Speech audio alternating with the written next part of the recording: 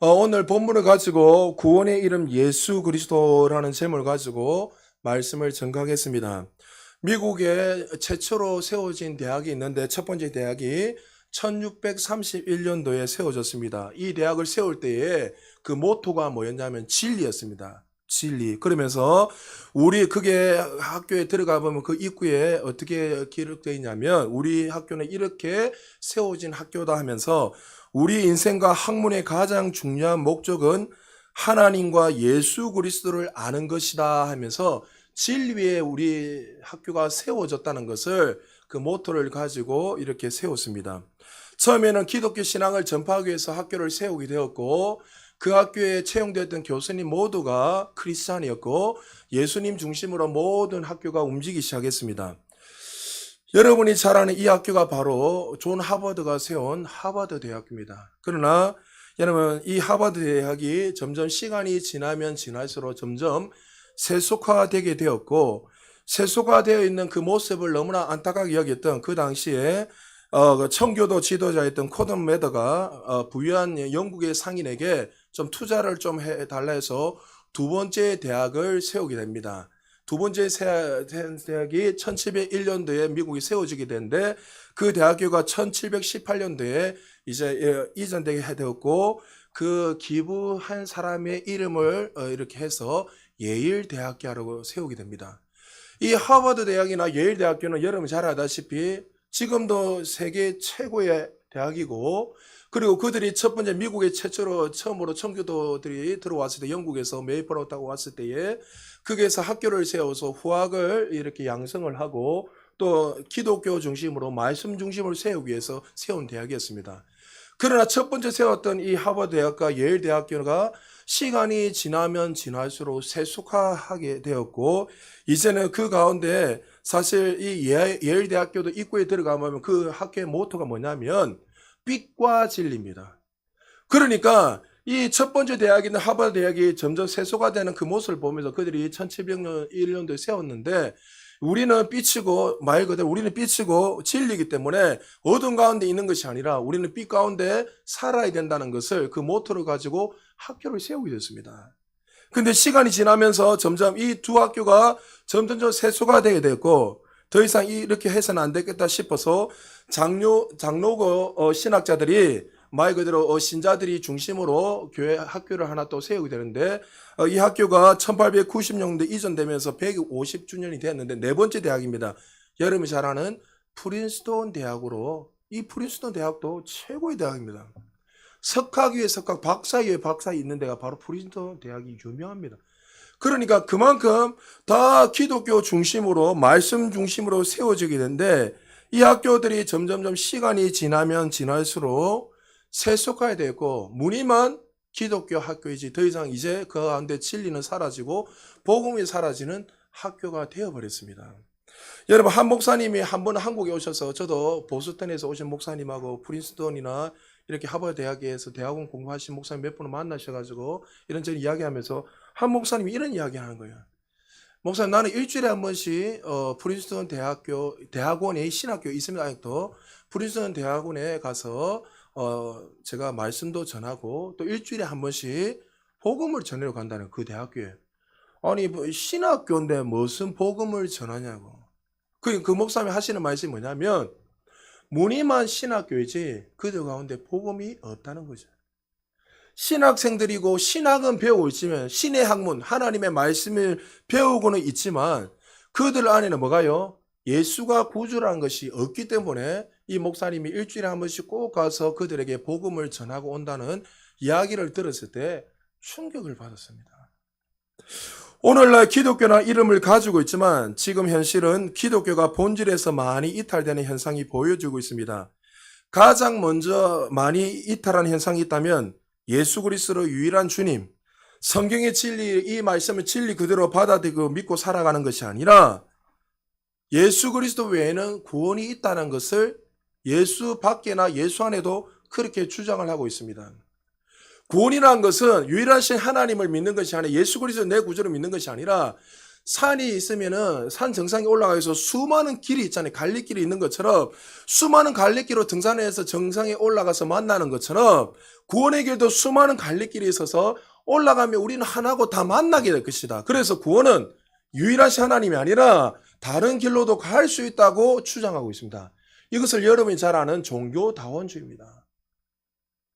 그러니까 지금 이 시대에 유일하신 하나님을 믿지 않고 정말 그 구원자 예수 그리스도를 믿지 않고 살아가는 사람들이 너무나 많다 보니까 이제 그 유일하신 하나님이 아닌 다른 것들로 대체하면서 살아가고 있는 시대가 되었습니다.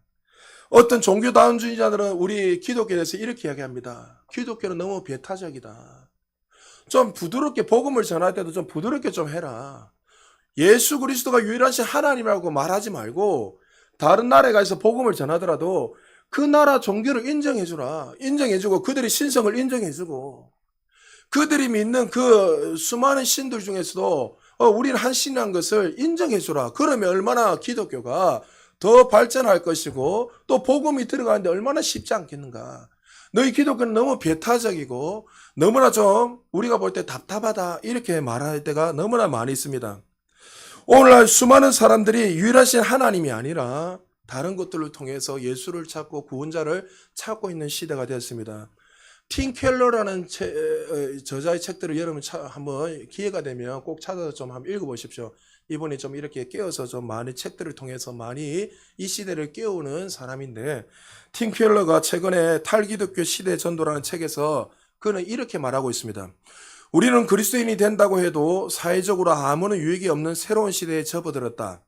유익은커녕 오히려 대가가 따른다. 많은 곳의 문화가 점점 신앙에 대해 적대적으로 변해간다. 점점 더 많은 국가에서 하나님, 진리, 제4세에 관한 개념이 사라지고 있다. 이제 사람들에게는 기독교는 불쾌할 뿐 아니라 이해할 수 없는 것이 되어가고 있다. 기독교는 점점 어떻게 해요? 사람들이 볼 때 불쾌한 종교 중에 하나로 생각하는 거예요. 그들이 예수에는 구원이 없다고 이야기하며 불쾌하게 여기는 거예요. 당시 예수 천당 불신지 우리 초창기 옛날에 그런 말했잖아요. 이렇게 말하면 지금 21세기야 메타버스 시대에 가상현실을 살아가는 시대에 무슨 소리를 하냐고. 제가 고등학교 때 친구들한테 복음을 전하면 친구들 중에 한 명 이렇게 이야기해요. 혜우가 니는 내 자신을 믿지 못하니까 네가 힘이 없으니까 신을 의지한다. 이렇게 이야기해요. 친구들이. 나는 내 자신을 믿기 때문에 나는 모든 것을 이겨낼 수 있다. 연약한 자들, 보잘것 없는 자들이 신을 의지하지 나는 언제든지 혼자서 그렇게 살아가고 있어요. 돈 많이 벌거든요, 그 친구가. 그런데 그 친구의 모습 보면 불쌍해요. 왜? 겉은 화려한 것 같은데 그 안에 여러분 빛이 없으면 반드시 어둠 가운데 있잖아요. 어둠 가운데 있으면 그 안에 어떻게 해요? 그 어둠에 속한 모든 것들이 그에게 속해져 있기 때문에 그러니까 그는 돈을 많이 버니까 기쁜 것 같지만 이야기를 들어보면 늘 내일에 대한 염려를 하고 걱정을 하고 그래서 자기가 어릴 때부터 부모님한테 아버지 어머니를 통해 상처를 너무나 받고 많이 두드려 맞고 이러니까 결혼을 했지만 자식 안 난다는 거예요. 왜? 자식 낳으면 나처럼 되니까. 그리고 지금도 결혼 안 하고 둘이서 그렇게 결혼했는데 아이는 안 낳고 그렇게 살아가고 있습니다. 그러니까 지금 시대에 많은 사람들이 기독교에 대해서 불쾌하다. 왜 굳이 내세에 대해서 하나님에 대해서 영생에 대해서 이야기를 해야 되는가? 많은 사람들이 그렇게 말하면서 이 말에 대해서 거부를 하고 살아가는 시대가 되었습니다. 이런 시대는 오늘날만 국한된 것이 아니라 이미 예수님 오신 그날에도 그리고 2000년 전에도 제자들이 복음을 전할 때도 그런 이들이 여전히 있었고 중세시대도 있었고 현대시대도 여전히 이런 이들이 끊임없이 일어나는 거예요. 앞으로도 끊임없이 우리가 복음을 전할 때 이런 이들은 더 많이 일어날 것입니다. 오늘 본문에 보면 제자들이 2000년 전에 복음을 전할 때 일어났던 일입니다. 사도들이 죽음을 각오하고 복음을 전했지만 그들을 방해했던 세력들은 이방인들이 아니었습니다. 누구였습니까? 구약 성경을 능통하게 알았던 사람, 메시아를 갈망했던 사람들, 모세오경을 달달 외웠던 유대인들, 종교 지도자들이 그들이 예수를 전가하지 못하도록 오히려 방해하고 막았다는 거죠. 오늘 본문 우리 1절, 2절 우리 한 목소리 다 같이 한번 읽어보겠습니다. 시작. 사도들이 백성에게 말할 때에 제사장들과 성전 맡은 자와 사두개인들이 이르러 예수 안에 죽은 자의 부활이 있다고 백성을 가르치고 전함을 싫어하여 그들을 잡음에 날이 이미 저물었으므로 이튿날까지 가두었으나, 자, 예수님을 모르면 나타나는 현상이 바로 이런 거예요. 자기들은 모세오경을 달다 외우고, 유대인들은 상식적으로 기본적으로 태어날 때부터 모세오경을 달다 외웁니다. 여러분, 모노아도 레위기 정도, 신명기 정도는 외웁니다. 아이들은 어른할 것 없이 기본적으로. 그러니까 이들은 말씀에 능통한 자였어요. 누구보다도 메시아에 대한 갈망이 있었습니다. 그런데 이들이 어떻게 해요? 예수를 내 구주로 믿지 않으니까 어떻게 해요? 예수를 전하는 사람들을 핍박하고 잡아서 죽이는 그런 자로 폭군들로 바뀌게 되어버렸습니다. 여러분, 사단이 가장 싫어하는 것이 무엇일까요? 교회를 열심히 다니고 성경 공부를 하고 예배하는 거 허용할지 모릅니다. 그러나 사단이 싫어하는 것은 예수 그리스도 유일하신 그 예수 그리스도 내 구주를 믿고 그 믿는 믿음 안에서 정직하게 복음을 전하고 살아가는 삶, 복음을 전하며 살아갈 때 사단은 강력하게 역사할 것입니다. 우리는 이런 일들을 많이 경험하잖아요. 어느 날 내가 마음을 결단해서 이제 주변의 사람들한테 복음을 전해야 되겠다. 이렇게 복음을 전해서 드디어 그 사람이 이제 복음을 받아들이게 되었고 이제 주일날 교회로 온다 했습니다. 근데 교회 온다고 소식을 듣고 얼마나 조마조마합니까? 이동진 집사 그런 경험 많이 했죠. 조마조마해 분명히 온다 했는데 어느 날 갑자기 약속이 생겨서 교회를 못 오게 되고 갑자기 차 타고 오는데 사고가 나버리고 또 반대로 우리가 만나러 가려니까 또 희한하게 일이 틀어져 가지고 못 만나게 하고 이거는 사실 하나님이 하시는 게 아니라 누가요? 사단의 역사예요. 사단이요. 우리가 복음을 전할 때 우리도 복음을 전하지도 못하게 하고 전하려면 분주하게 자꾸 만들어버려 우리가. 내일이면 되겠지. 뭐 가족들에게 여러분 늘 전해야 돼요. 제가 이번 주에도 누님들하고 통화하면서 이런저런 이야기 하다가 셋째 누님이 예수를 안 믿어요. 매형하고 그렇게 예수를 잘 믿었던 누님이 안 믿는 집안에 그렇게 결혼하지만 자기들 좋아 가버리니까. 그래서 둘째 누님하고 이래저래 이야기를 하다가 어떻게 하면 이 우리 누님들 한 사람을 바로 세우게 할까. 첫째 누님부터 시작해서 쫙 하면서 제가 늘 기도하면서 어떻게 하면 이 한 사람 한 사람을 바르게 세울까 하면서 그 이야기하면서 늘 기도하고 그 복음을 전하려면 어떻게 해요? 무슨 일이 있다. 그래서 제가 누님들이 부산에 있는 누님들 보고 이렇게 이야기했어요. 내가 말씀 가르쳐 줄 테니까 시간 잡아서 빨리 와라. 내가 한 2시간 3시간 내가 어떻게 시간을 내서라도 가르쳐 줄 테니까 쫙 해서 한자 결단을 하고 딱 했는데 한 사람이 틀어지니까 다 틀어져 버려. 지금도 제가 이 말씀 전하면 듣고 있어요. 누님들 중에. 왜? 자기들이 일부 예배 드리고 와서 말씀 듣는 누님들이 있어요. 그러니까 우리가 복음을 전하려고 하면 끊임없이 사단이 어떻게 하죠? 말씀을 못 듣게 하는 거예요. 그 자리에 앉지도 못하게 합니다. 그것이 사단의 전략이고 사단이 우리를 끊임없이 복음을 전하지 못하도록 방해한다는 거죠. 오늘 복음을 담대하게 전했던 제자들에게 사단이 어떻게 그냥 보고 있겠습니까? 복음을 전했던 제자들이 어떻게 됩니까? 감옥에 갇히게 됩니다. 육신은 지옥, 다시 말해서 감옥에 있지만 그들의 복음을 전했던 이 복음은 어떻게 해요? 감옥에 갇혀 있는 것이 아니라 오히려 이 복음의 능력이 나타나기 시작합니다. 자, 사도행전 4장 4절 같이 한번 읽어보겠습니다. 시작. 말씀을 들은 사람 중에 믿는 자가 많으니 남자의 수가 약 5천이나 되었더라. 할렐루야. 그날 복음을 듣고 회심한 자가 몇 명요? 5,000명.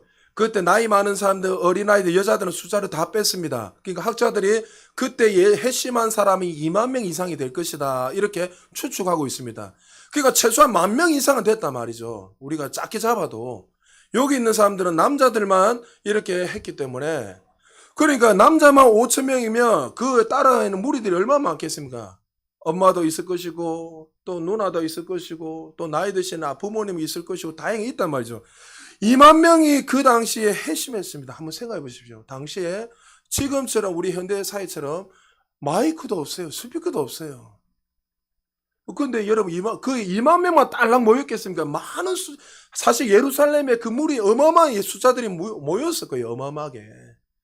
그래 마이크도 없고 아무것도 없어요. 오히려 또 복음을 전하니까 종교 지도자들이 랍비들이 방해하고 더 소리를 지르고 말씀을 전하며 가음을 지르고 얼마나 시끄럽겠습니까?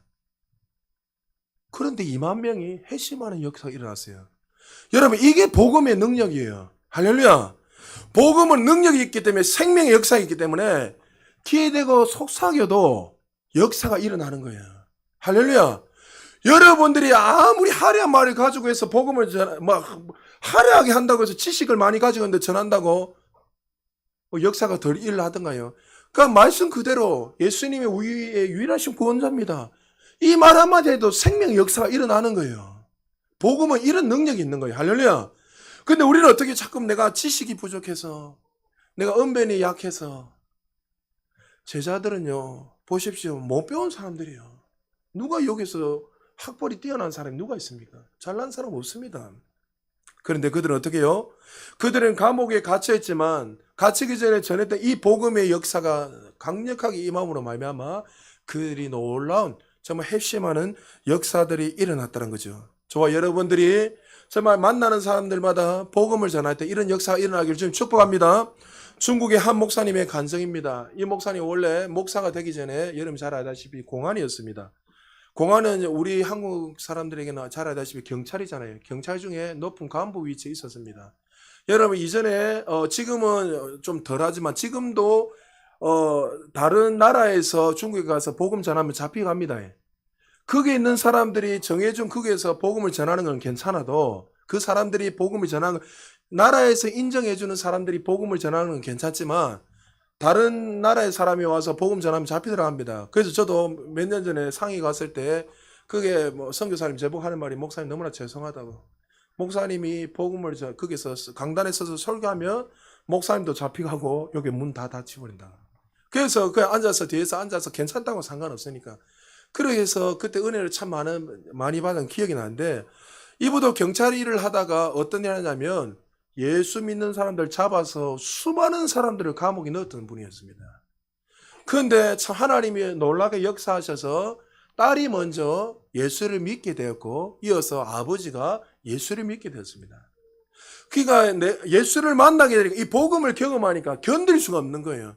자기가 복음을 전하는 사람들을 예수 믿는 사람 잡아서 감옥에 넣었던 사람인데 오히려 자기가 예수를 믿어가 이렇게 바뀌니까 얼마나 당황스럽겠습니까? 도저히 안 되겠다 싶어서 그 공안은 일을 하다가 간부였으니까 직원들하고 모아놓고 이야기하면서 커밍아웃을 한 거예요. 사실 내가 예수쟁이다. 내가 예수님을 만나게 되었다.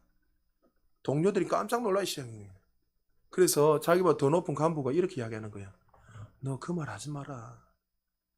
네가 이때까지 얼마나 열심히 일을 했느냐. 이 말 한마디만 안 하고 그냥 감추고 있으면 연금, 네가 이제 은퇴가 몇 년 안 남는데 은퇴만 하면 연금이 평생 연금 죽을 때까지 연금이 나오는데 마음껏 누리며 살아갈 수 있는데 왜 그 말 하냐. 그러니까 이분이 좀 동료들한테도 인정을 받고 일을 잘했는 것 같아요. 그렇지만 자기가 이야기하는 거예요.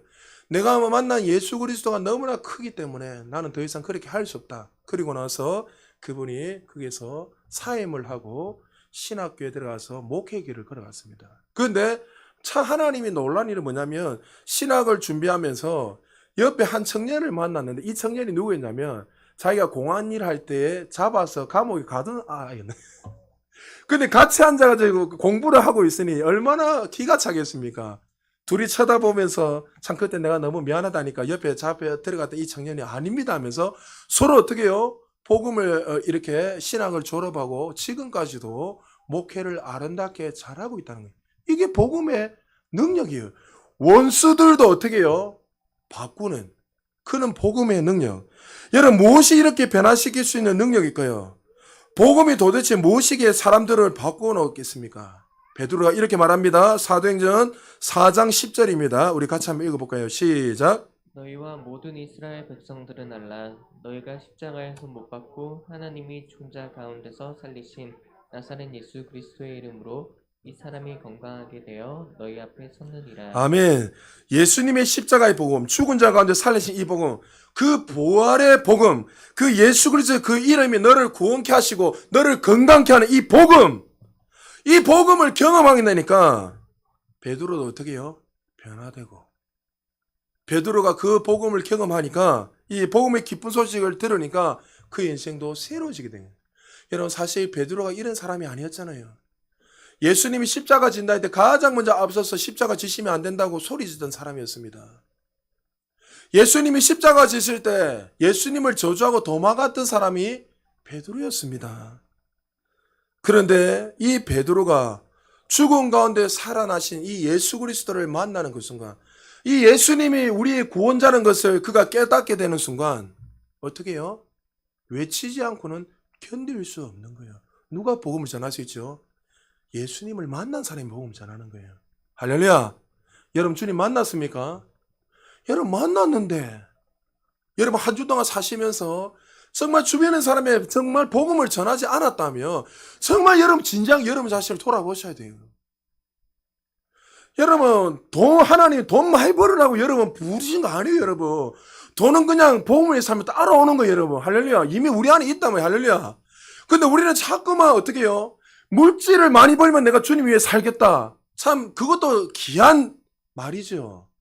그건 하나님이 정말 그걸 원하시는 게 아니에요. 베드로는 예수님을 3년 넘게 따라다녔습니다. 그러나 부활의 권능, 복음의 능력을 몰랐을 때는 예수님을 부인하고 도망갔던 자였습니다. 그러나 이 성경의 가장 핵심된 두 단어가 그에게 가슴에 새겨졌을 때에, 십자가의 부활의 복음이 그 심장에 새겨졌을 때에 그는 새롭게 되고 거침없이 복음을 전하는 하나님의 사람이 되었습니다. 지금 베드로가 복음을 전하는 사람들이 누굽니까? 유대인입니다. 종교 지도자입니다. 랍비들, 사두개인, 바리새인들, 정말 말씀에 능통한 자, 고향에 탁월한 자들. 베드로가 복음을 전할 때 종교 지도자가 뭐랬습니까? 저 배움이 없는 저 아가 뭐냐고 그렇게 이야기합니다. 배우지도 못한 저 갈릴리 어부의 출신이었던 이 어부 출신들, 그 당시에 제일 천민처럼 여겼던 어부 출신이 그 베드로가 거침없이 말씀을 전한 걸 보고 충격받는, 이 능력이 도대체 어디서 느냐 하면서 지도자들이 그들을 바라보면서 깜짝 놀라는 거예요. 여러분, 사실 베드로는 그들에게 하고 말씀을 이렇게 논쟁하면 게임이 되지 않는 사람이었습니다. 천한 자였습니다. 그러나 그가 어디서 이런 담대함이 나왔을까요? 오늘 본문 12절에서 이렇게 말합니다. 같이 한번 읽어볼까요? 시작. 다른 이로서는 구원을 받을 수 없나니 천하 사람 중에 구원을 받을 만한 다른 이름을 우리에게 주신 일이 없습니다 하였더라. 할렐루야. 아무리 구약에 능통하고 아무리 아브라함의 자손이라고 외쳐도 아무리 성경 박사 바리새인이라 해도 다른 이로서는 구원을 받을 수 없다는 거죠. 천하 사람 중에 구원을 받은 이름이 누구밖에 없습니까? 예수 그리스도밖에 없습니다. 그것을 베드로가 경험한 거예요.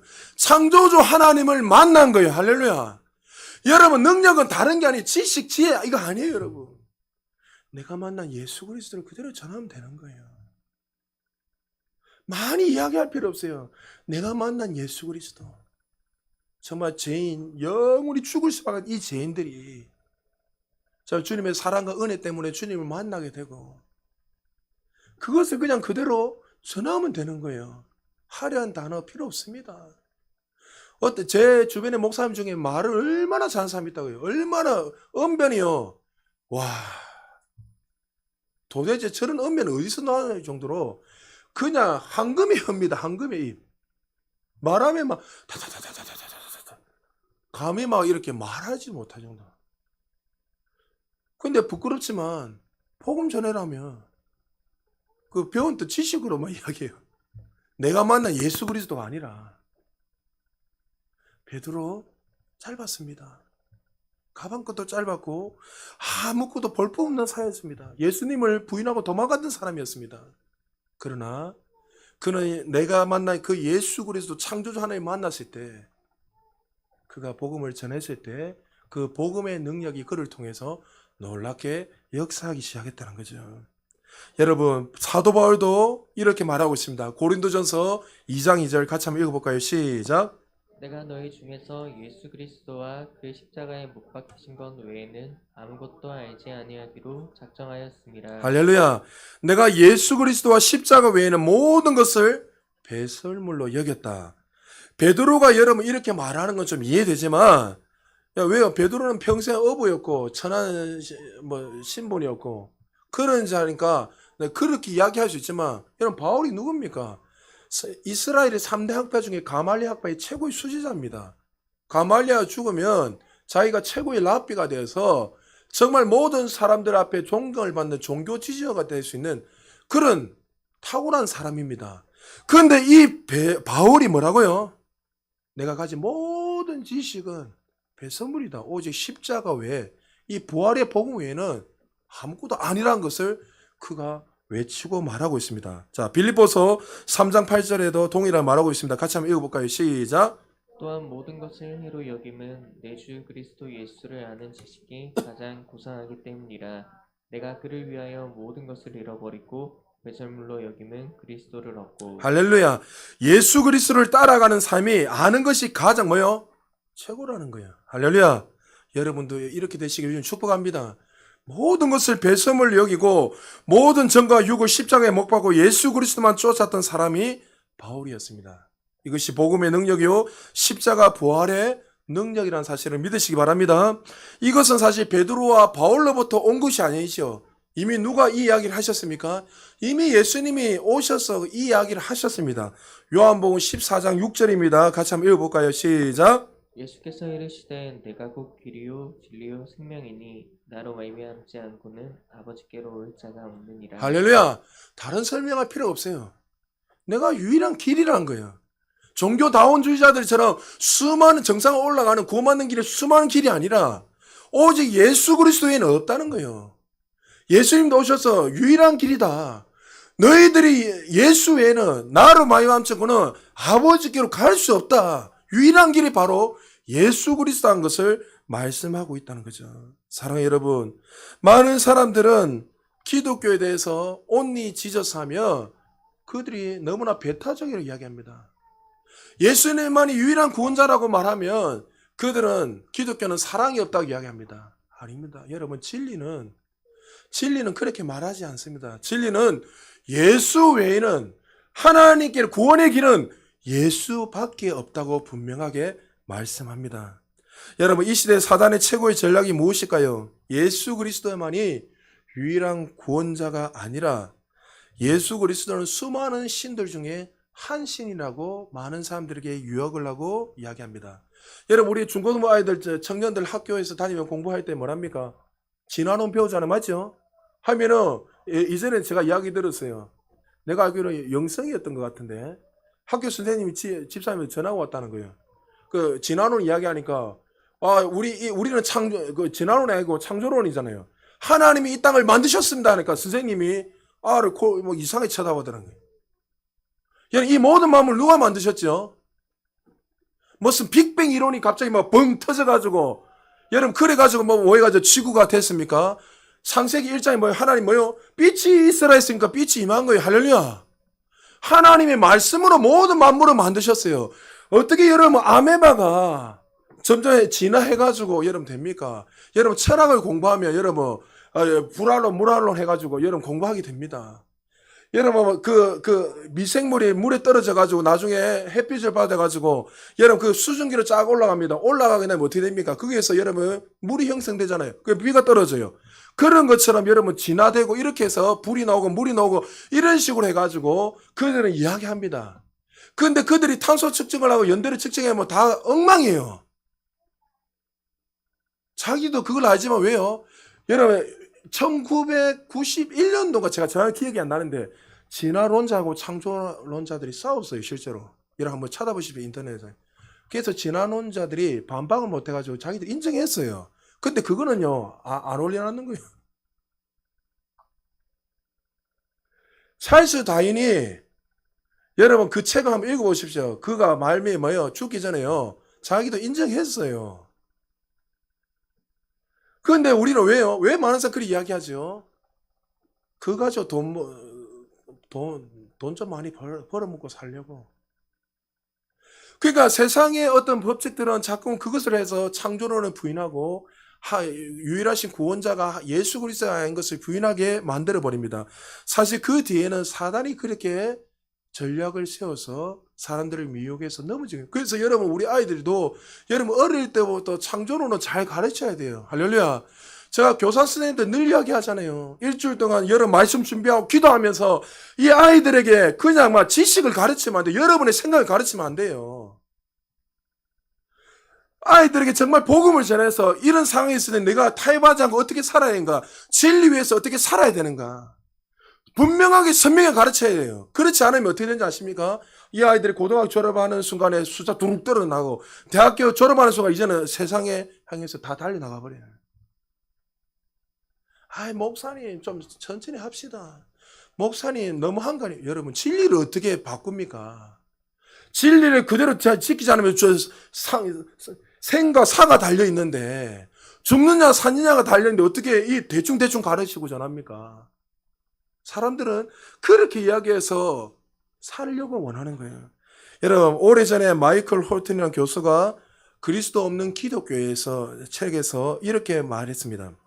여러분은 만일 사단이 도시를 점령한다면 어떤 모습이 될까요? 모든 술집이 문을 닫을 것입니다. 선전적 문화는 사라질 것입니다. 거리는 서로 미소 지으며 인사하는 사람들로 가득 찰 것입니다. 욕설이 사라질 것입니다. 자녀들은 말을 잘 들을 것입니다. 사람들은 매주일 교회로 몰려들 것입니다. 그러나 그곳에는 그리스도라는 이름이 결코 선포되지 않을 것입니다. 사단이 교회를 점령하고 사회를 점령하게 되면 정말 우리가 볼 때 너무나 행복한 도시가 되고 정말 여러분 신앙생활 하는데 너무 좋은 거예요. 너무나 행복하고 너무나 기쁘고 정말 강단에서도 우리를 위로하는 말이 전해지는 건 너무 좋은 거예요. 그러나 그 교회는 뭐가 없다고요? 예수 그리스도가 없는 거예요. 예수 그리스도가 교회에 빠지면 여러분의 삶에 빠져버리면 그거는 이제 끝나는 거예요. 사람들은 교회에 올 때 이런 말을 듣기를 기대하며 옵니다. 목사님 오직 십자가 복음 영생 내세 이런 말 좀 그만하시고 목사님 제발 우리에게 좀 필요한 말 우리 윤리적인 말 우리가 정말 원색적인 복음이 아니라 우리가 세상에 살아가면서 힐링되는 말 위로받는 말 정말 우리가 평소에 모르는 그 어떤 것들을 가져와서 그 한 주제를 가지고 좀 이야기를 좀 해주셨으면 좋겠습니다. 마치 교회에 와서 정말 자신이 어떻게 이 땅에서 첫 세수를 배우고 또 나를 위로하는 이 카운셀러 같은 이 상담자로서 그런 말들을 듣기를 원합니다. 그런데 왜 세상 사람들이 듣기 싫어하고 예수 외에는 구원이 없고 우리는 죄인인데 그런 차가운 메시지를 전해야 됩니까? 많은 사람들이 그렇게 이야기합니다. 꼭 기억하십시오.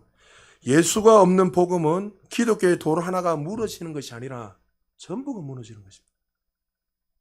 기독교 핵심 자체 성경 전체가 무너지는 거예요. 교회에 와서 사랑하고 이웃을 내 몸까지 사랑하고 그들을 위해서 희생하고 봉사하고 얼마나 세상에 인정하고 존경받고 너무나 좋은 말입니다. 그러나 예수 그리스도가 없는 복음은 지상에서 아무리 화려하게 100년을 살아도 그는 나중에 죽고 난 후에 구원자 예수 그리스도를 만나는 것이 아니라 심판주로서 주님을 만나게 될 것입니다. 저는 이 말씀을 준비하면서 하나님의 마음을 봤습니다. 너무나 하나님이 교회를 향해 우리를 향해서 가슴 아파하시는 그 모습을 보면서 견딜 수가 없었어요. 하나님이 그렇게 우리에게 정말 예수 그리스도를 십자가에 죽이면서까지 우리를 이렇게 사랑을 살리셨는데 많은 하나님의 자녀들이 그 사랑을 잊어버리고 분주한 가운데 살아가고 있는 모습 세상을 향해서 세상을 빛과 소금으로서 살아야 되는데 오히려 세상에 동화되어서 살아가는 그 모습을 보면서 하나님이 얼마나 안타까워 하시는지 보게 되었습니다. 여러분 제자들이 예수만이 유일한 구원자라고 외쳤을 때 그들에게 어떤 일이 일어났죠? 18절입니다. 우리 같이 한번 읽어볼까요? 시작. 18절입니다. 시작. 그들을 불러 경고하여 도무지 예수의 이름으로 말하지도 말고 가르치지도 말라 하니 처음에는 그들을 잡아서 협박을 했습니다. 5장 40절입니다. 우리 같이 읽겠습니다. 시작. 그들이 옳게 여겨 사도들을 불러들여 채찍질하며 예수의 이름으로 말하는 것을 금하고 놓으니 처음에 협박하니까 그들이 계속 복음을 전하니까 안 되니까 잡아서 어떻게 했습니까? 매질을 했습니다. 매질하고 감옥에 가두었습니다. 그래도 안 되니까 어떻게 되죠? 12장 1절입니다. 같이 한번 읽어볼까요? 시작. 그때 헤롯 왕이 손을 들어 교회 중에서 몇 사람을 해하려 하여 2절로 읽겠습니다. 시작. 요한의 형제 야고보를 칼로 죽이니 처음에는 가르치지 말라고 협박을 하게 되고 협박이 안 되니까 두 번째 어떻게 해요? 그들을 잡아서 매질하고 감옥에 가두었습니다. 감옥에 가두어도 안 되니까 어떻게 해요? 그들 가운데 지도자들 그리고 그들 가운데 복음을 전한 자들을 잡아서 죽여버리는 순교의 제물이 되어버렸습니다. 오직 예수 그리스도만이 유일한 구원자로 전함으로 그들은 죽게 되었습니다. 그들이 죽으면서까지 왜 이 복음을 전했을까요? 이전에 예수님을 몰랐을 때는 예수님을 부인하고 도망가고 내가 더 높아지려고 해서 살았던 제자들 아닙니까? 더 높은 자리에 올라가려고 더 영광스러운 자리에 앉으려고 서로 싸웠던 자들 아닙니까? 예수님이 십자가에 짊어지실 때에 한 명도 그 자리에 있지 않고 다 도망가고 수제자였던 베드로는 저주를 하고 욕하고 도망갔던 자들이었습니다. 근데 왜 그들이 자기들의 생명을 바치면서까지 뭐 죽으면 죽으려나 이 마음을 가지고 왜 이 복음을 전했습니까? 오직 예수님만이 유일하신 구원자였기 때문에.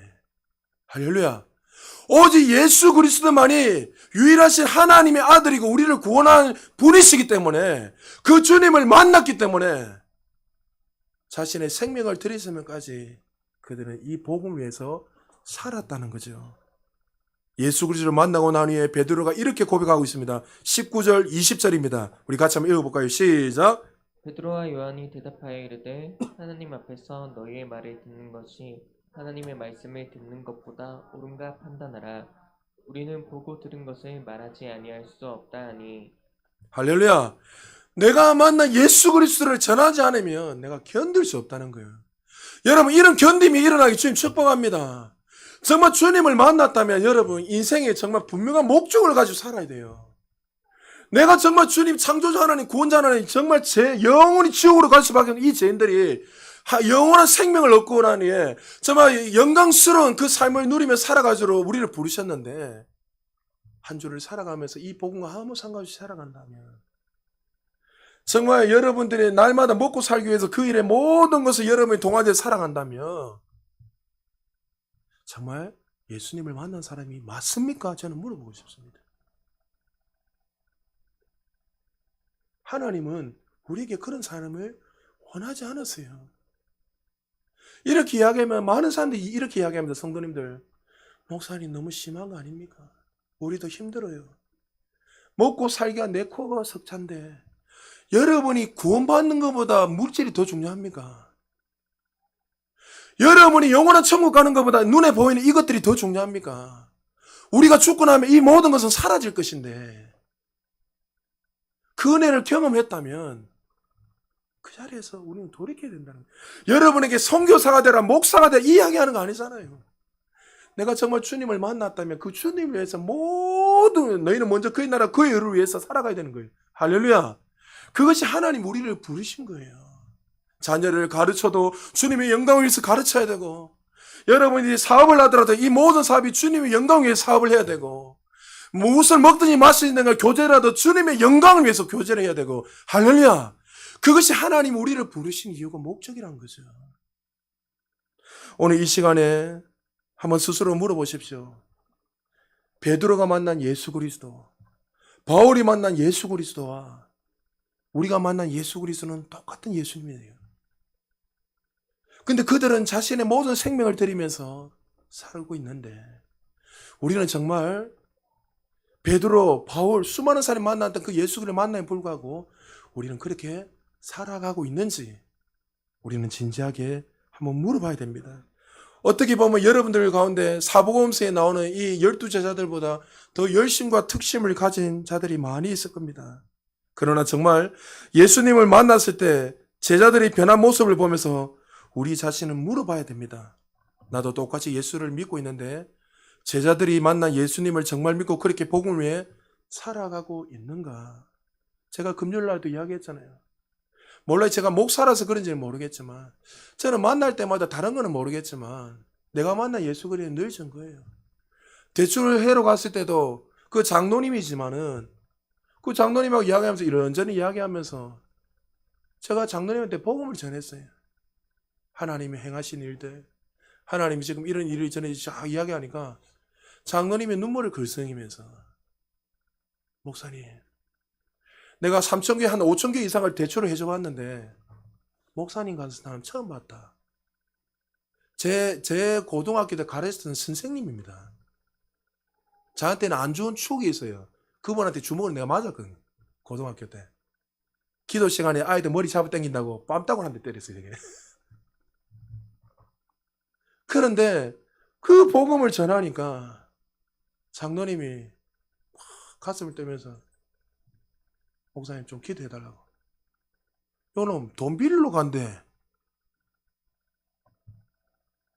여러분, 우리의 삶 속에 정말 중요한 것이 무엇입니까? 정말 여러분의 인생을 정말 걸만한 것이 무엇입니까? 물질입니까? 재능입니까? 능력입니까? 자녀들입니까? 다 필요하죠. 귀하죠. 그러나 우리가 만난 이 예수 그리스도, 이 생명의 이 예수 그리스도를 전하지 않는다면 정말 살아있으나 살아있는 자가 아니라 우리도 별반 종교인같이 살아가는 자와 별반 다를 게 없다는 거죠. 여러분, 이제 하나님이 제자들을 부르실 때는 이 제자들에 대한 기대감이 있었어요. 뭐요? 그들을 통해서 교회가 세워지고 부흥되는 기대. 하나님이 우리를 제약 가운데 부르실 때도 우리를 향한 기대감이 있어요. 우리를 통해서 열방과 세계에 이 복음이 전거되기 위해. 하나님의 명장동이 우리 부산 제자교회를 세우실 때 기대가 있어요. 어떤 기대요? 명장동을 넘어서 부산을 넘어서 열방과 세계에 하나님의 이 복음이 전파되기를 원하세요. 할렐루야. 그것이 우리를 부르신 목적이란 말이죠. 오늘 많은 사람들이 교회를 일터하는 시대를 맞이하고 있습니다. 교회를 향한 충성심도 점점 떨어지고 굳이 이제 수요일에도 와야 되나 금요일도 와야 되나 하면서 바쁘니까 집에서 식사하면서 그냥 메타버스 그냥 가상세계 그냥 인터넷 틀어놓고 앉아서 밥 먹으면서 예배 드리면 되지. 이렇게 많은 사람들이 생각하고 있습니다. 여러분, 교회의 이탈은 잘 들으십시오. 결국에는 예수님으로부터 이탈을 가져오게 될 것입니다. 예수님 중심이 아니라 이제 나 중심으로 살아가게 되면 그때부터 이제는 어떻게 해요? 하나님 주시는 그 승리도 없고 하나님 주시는 영생의 삶도 나에만 나타날 수 없고 오히려 내가 주인이 되어서 살아가기 때문에 하나님 주신 그 생명의 역사는 능력의 역사는 그의 삶에 제한되며 살아갈 수밖에 없다는 거죠. 시대가 많이 달라졌습니다. 하나님 우리에게 말씀하셨습니다. 이 마지막 시기에 대해 모이기는 패하는 습관을 가지자 말했습니다. 사랑이 식어진다고 했습니다. 점점 더 하나님의 자녀다운 삶이 없어지게 될 것이고 더 많은 어려움과 고통이 따를 것이라고 이야기했습니다. 빌 게이츠가 이야기했습니다. 빌 게이츠가 최근에 원래는 여러분 이번에 코로나 했을 때도 이미 20년 전에 빌 게이츠도 이런 일이 일어났고 이야기했잖아요. 준비해야 된다고.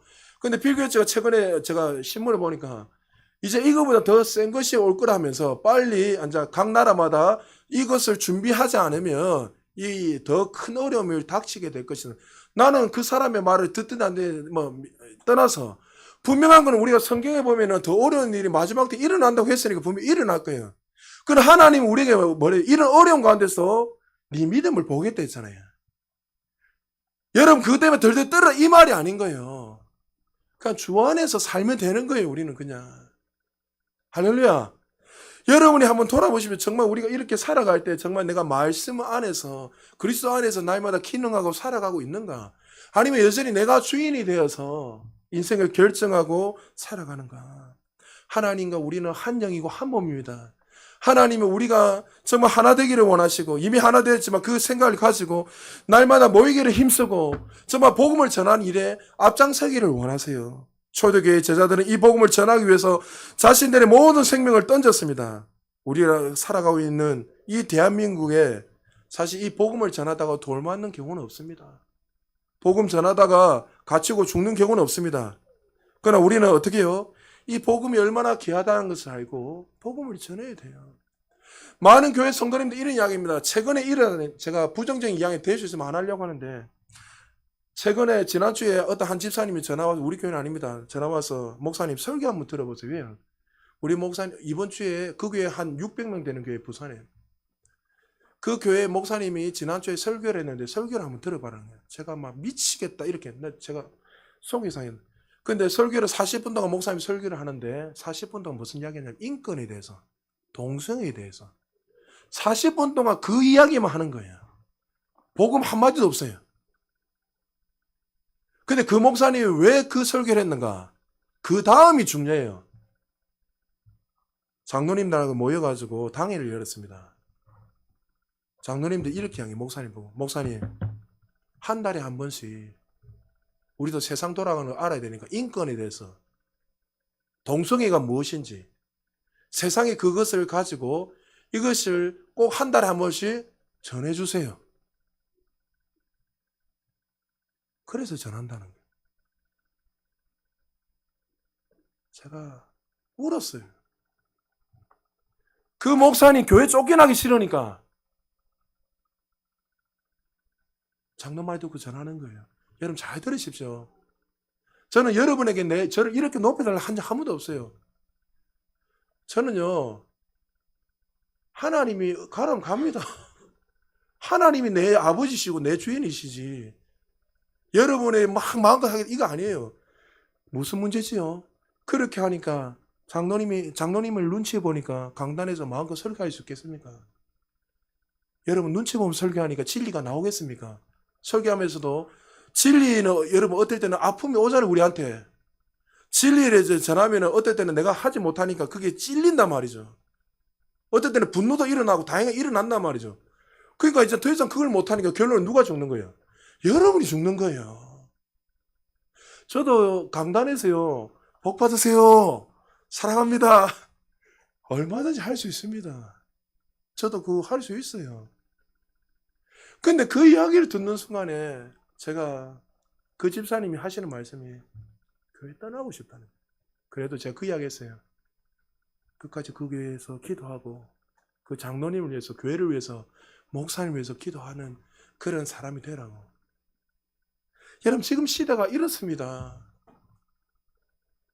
여러분 우리 한번 돌아보십시오. 우리도 우리 교회 올 때마다 여러분들이 생각하는 어떤 말씀이 있을 거잖아요. 어떤 기대하는 말씀들. 내가 위로받는 말씀, 힐링은 다 필요해요. 그러나 유일하신 예수 그리스도, 이 구원자 예수 그리스도가 이 강단에서 떠나가는 그 순간 여러분 이제 교회는 타락하게 되는 것이고 그 교회는 교회로서의 역할을 하지 못하게 되는 거예요. 여러분 미국 사람들에게 존경받는 대통령이 있다면 링컨이 있지만 또 한 분 있다면 레이건 대통령입니다. 그가 죽기 10년 전에 2004년도에 하나님의 부르심을 받고 올라갔는데 2004년도에 돌아가시기 10년 전에 치매가 걸렸습니다. 10년에 그래서 이 주치의한테 그가 이제 치매 초기라고 이 그 소식을 듣고 더 이상 이제 기억이 사라지기 전에 자기가 이제 연설문을 사랑하는 백성들에게 남겨야 되겠다 해서 국민들에게 남겨야 돼서 연설을 합니다. 제가 연설문 한 일부를 제가 읽어드릴게요.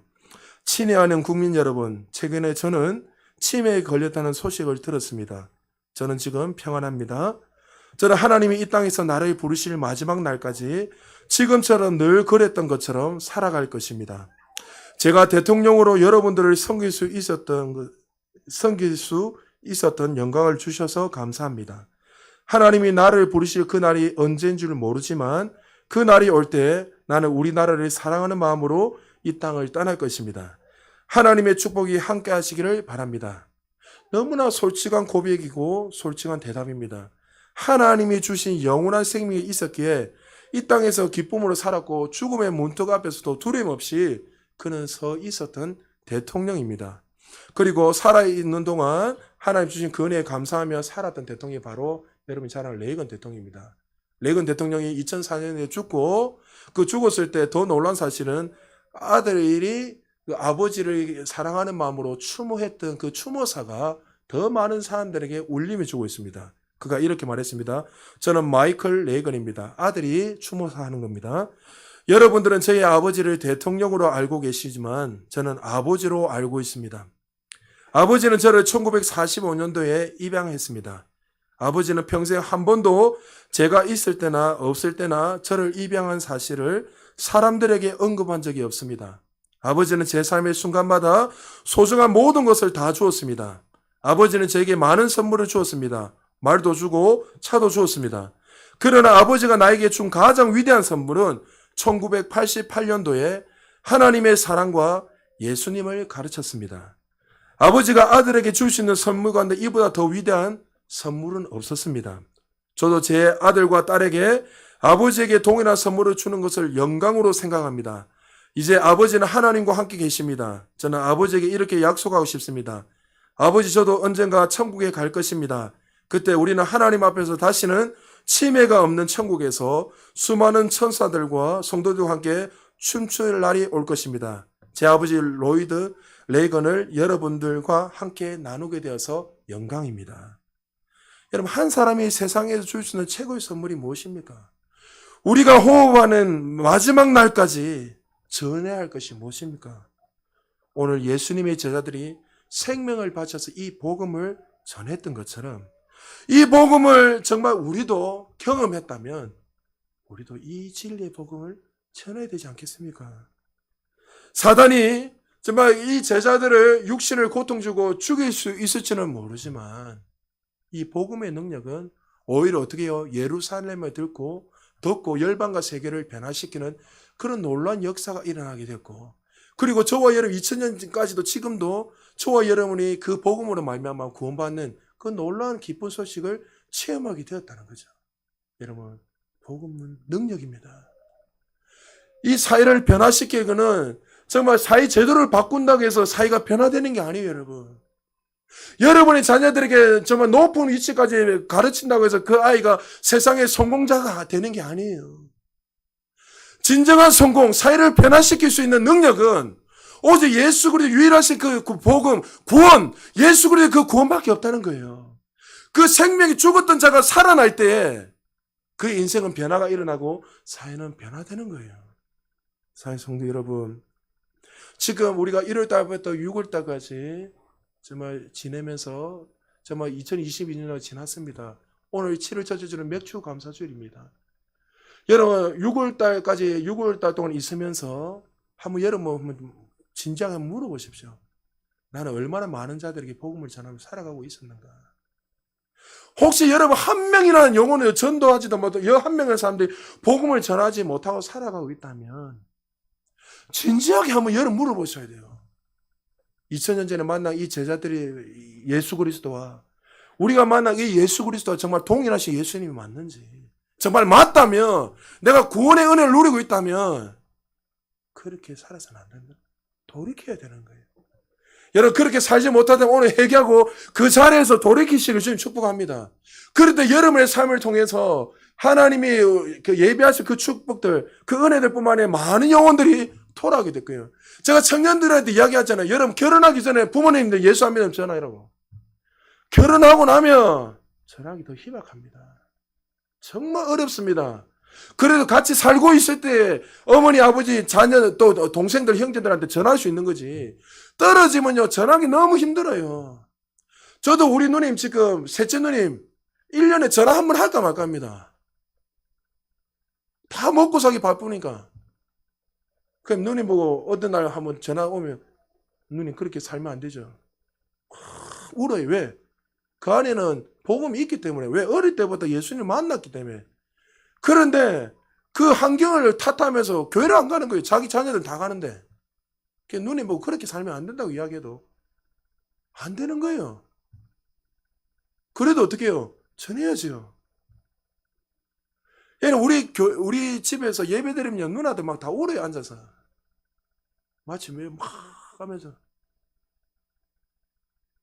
사랑하는 성도 여러분, 천하의 유일한 구원의 이름은 예수밖에 없습니다.